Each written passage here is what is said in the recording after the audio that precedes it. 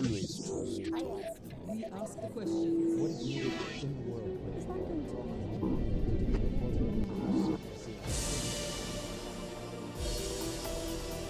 Jedan je od vodećih mađarskih naučnika, politolog i direktor Instituta za politički kapital u Budimpešti. Autor je brojnih studija o porastu desničarskog ekstremizma i populizma u Mađarskoj, dezinformacijama, demokratskom nazadovanju. O ponovnom izboru Viktora Orbana, rasparčanoj mađarskoj opoziciji i vezama Orbana, Vučića i Putina za Al Jazeeru govori Peter Kreke. Now, Mr. Peter Kreke, hello and welcome to the Al Jazeera program, and thank you so much for taking the time to speak to us. Viktor Orban has won a fourth consecutive term as Hungary's prime minister, capping a campaign dominated by his controversial stance on Russia's invasion of Ukraine. Did this come as a surprise to you? I mean, has Orban been dominant in Hungarian media? Thank you very much, first of all, for having me. The fact of the victory did not come as a surprise, and we predicted that Orban will win one more term. There were not so many predictions, though. Practically nothing who would have thought that Orban will have one more consecutive two-thirds majority, and with this high difference between the two camps. So most of the polls predicted somewhere in between 0 to 10% advantage of Fidesz ahead of polls on the party list against the opposition. And the outcome was practically 20%, so it's a huge difference. And the polls could not even see this coming. Right. The opposition has also complained that Fidesz has a huge advantage in election spending and communication. Opponents also called attention to possible voter fraud. How founded are such allegations? I think the most reliable source for that is OSCE ODIHR's election observation mission that already have published two interim reports. And they point to the fact that, first of all, there is a huge advantage of the governmental side when it comes to resources against the opposition. So the government could spend, for example, just on the level of the public billboards, 8 times as much as the opposition did. And so the government was way more visible everywhere in the country. Second point, which is connected to that the governmental side had much more access to the public media and all kinds of media than the opposition. And also the OSCE report highlighted that state institutions were also actively participating in the campaign on the side of the government. So these are all, I think, legit criticisms about the election, and it was highly unfair in this sense. On the other hand, there are no indications of that it was not fair. So I would say that if we talk about fraud, it would be something as an exaggeration. I think the characterization that it was free but unfair is a fair characterization. Right. Has the re-election of Viktor Orban's government entrenched a hybrid regime within the European Union? And how do autocrats make use of electoral reforms and sophisticated gerrymandering to win elections that seemingly look free and fair? Orban has been playing well the authoritarian playbook in the sense that he first took a grasp of the media landscape and also the other institutions and turned them much less dangerous for his regime. So it's a systemic switch off of checks and balances that we could have observed in the last 12 years. Gerrymandered constituencies also played a role, but not a crucial role in putting together this two-thirds majority. But yes, I think the big danger here is that Orban represents the only leader within the European Union who could build up a real hybrid regime, a regime that cannot be characterized as democracy anymore. And because of he's highly successful in reproducing political success, he shows a model for other wannabe autocrats in the region, also within the European Union and beyond. So Orban is showing the way for many on how to keep the power. And that's what I think is a crucial danger for other countries in the European Union as well. And the EU as such, as the club of the democratic countries, most democratic countries. Now, how has Brussels reacted to Viktor Orban's victory? The reaction of Brussels was mostly first silence. So the first positive reaction and congratulations were coming from politicians such as Erdogan, such as Putin, such as Donald Trump, but there were not so many Western leaders in the first days who congratulated to the prime minister, and it was already an important signal. But then just on Monday, the European Commission have launched the rule of law conditionality mechanism, which puts EU money, structural funds and cohesion funds in big danger for Hungary. So from now on, Hungary has to walk a very fine line. Orban would like to continue building up his illiberal regime and even switching off even more counterbalances to his power. But if he does that, he can lose the EU money, and the Hungarian economy is in a big danger already. Right. If you could single out a few features of Hungary's populists which set them apart from other European populists, what would they be? I mean, is it the prevalence of hierarchy values over the values of egalitarianism? This is a very good question, and this is what most of the value studies have found already. So if we take a look at the results of the World Values Survey, for example, and compare the value sets of Hungarians to other citizens of the European Union, what we can mostly see is that the Hungarian value set in terms of its preference of hierarchy values and authoritarianism. In that respect, Hungary is more similar to Russia, for example, than Western European countries. And in Hungarian history, we could see in the last 150 years that if there is a dominant figure, how to say, an obvious leader for the country, then there is a high level of conformity in the Hungarian population to gravitate towards the power. So the big challenge right now is that it becomes almost natural that the leader of Hungary is Viktor Orban. There will be youngsters who are growing up they born when Viktor Orban was already a prime minister and grew up when they were already a prime minister. So this question of how do you set an alternative if it is becoming more and more the default that the leader of the country is Viktor Orban. So this is definitely not something that you can see in pluralistic countries. And Orban is the longest serving prime minister in the European Union so far. Right, but does Orban aspire to be the father of the nation, or is his goal to polarize and divide the electorate while retaining the support of the biggest and best organized group within it? This is not just Orban's strategy to divide the electorate. This is what we can see in all over the world, and this has contributed to the triumph of populism in many countries, including the United States as well. So I would say that this is part of the zeitgeist. Most of the political consultants these days are selling the product of division, of polarization, of tribalism.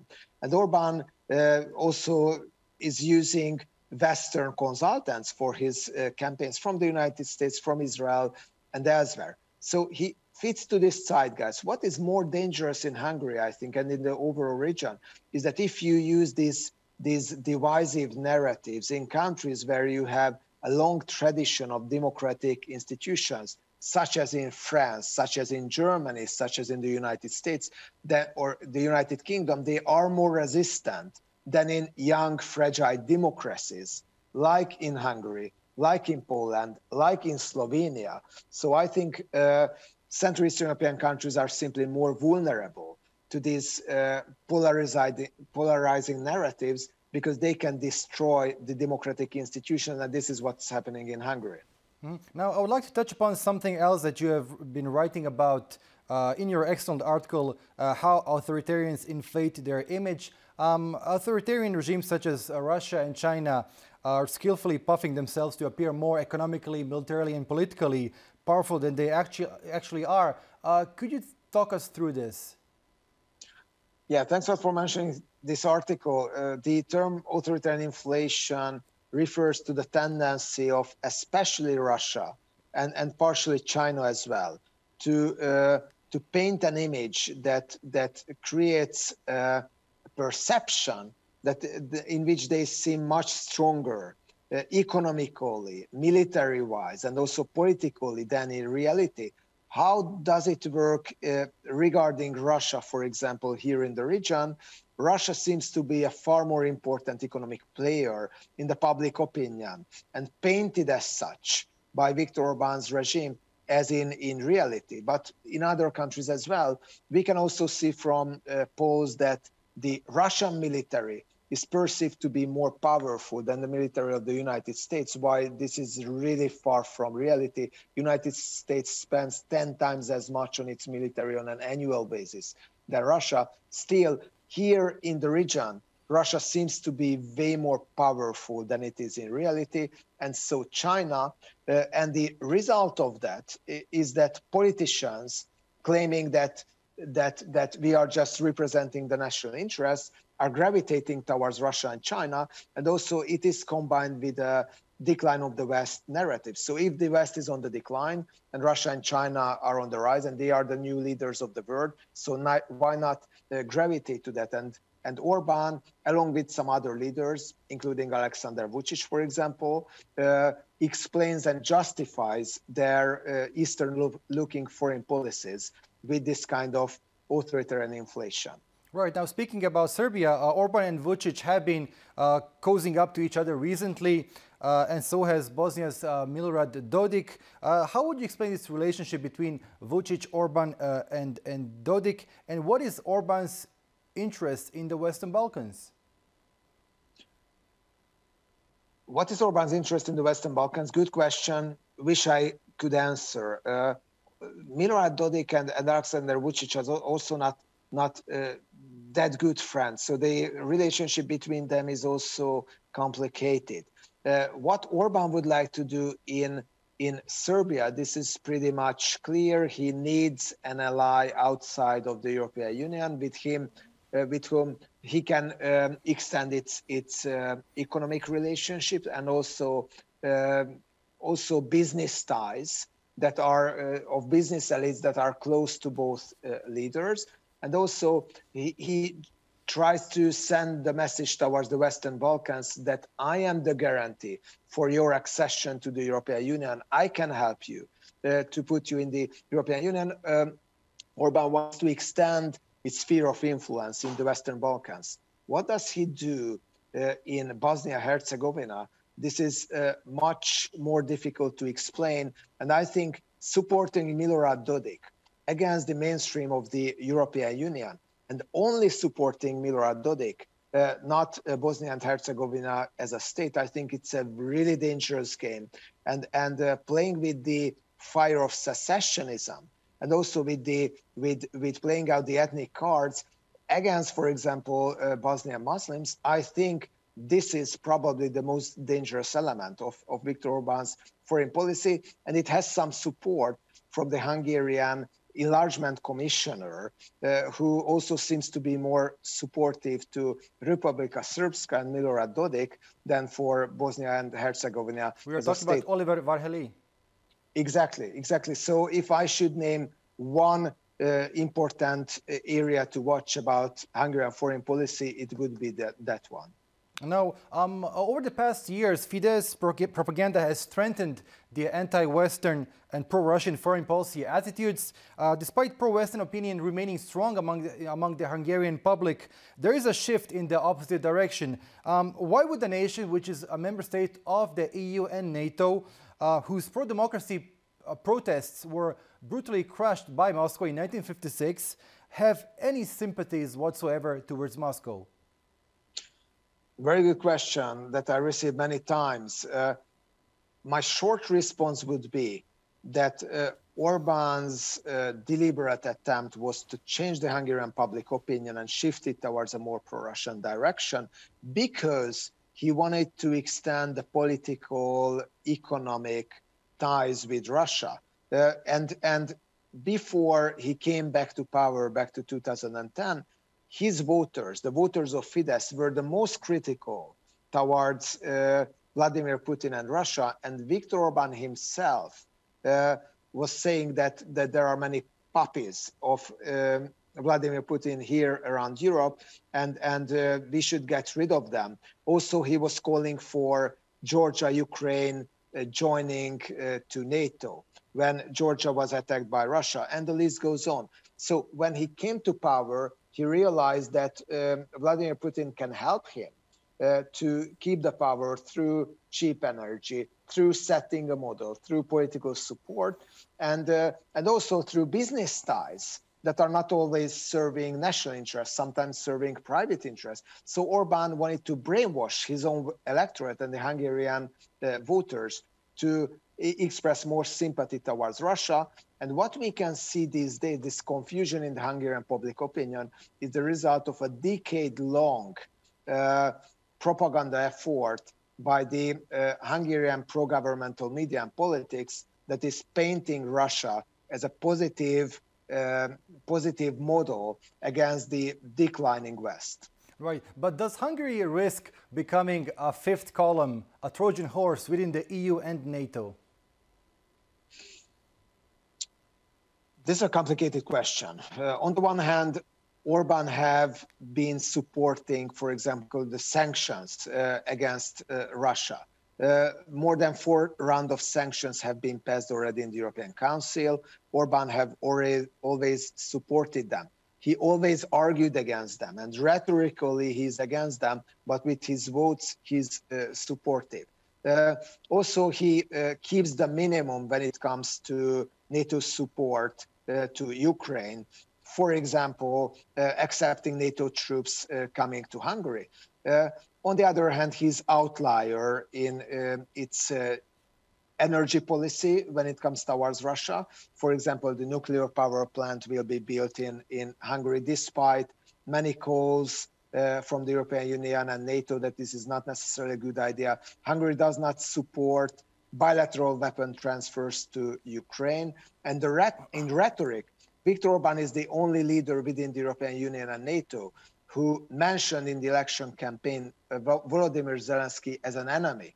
In everywhere else, he's treated as a hero. So Orban is increasingly an outlier. I don't think, though, he can break at the moment the EU and NATO unity on questions related to Ukraine. He will do it later. And that's why I think this is pretty important, that the international community, and especially the regional countries such as Poland, such as Slovakia, Czech Republic, Slovenia, are putting a peer pressure on Orban, because for him, the support coming from the Central Eastern European region and the Western Balkans is still very important. Right, but do you see Viktor Orban as continuing to foment closer ties with President Erdogan, with President Aliyev of Azerbaijan and other illiberal leaders around the world?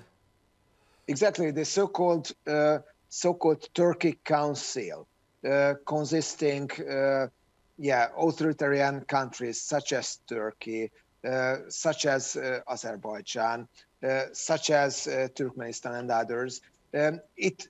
It is a very important ally of Orban these days. They also opened an office in Budapest, and it pretty much goes against the mainstream Western foreign policy.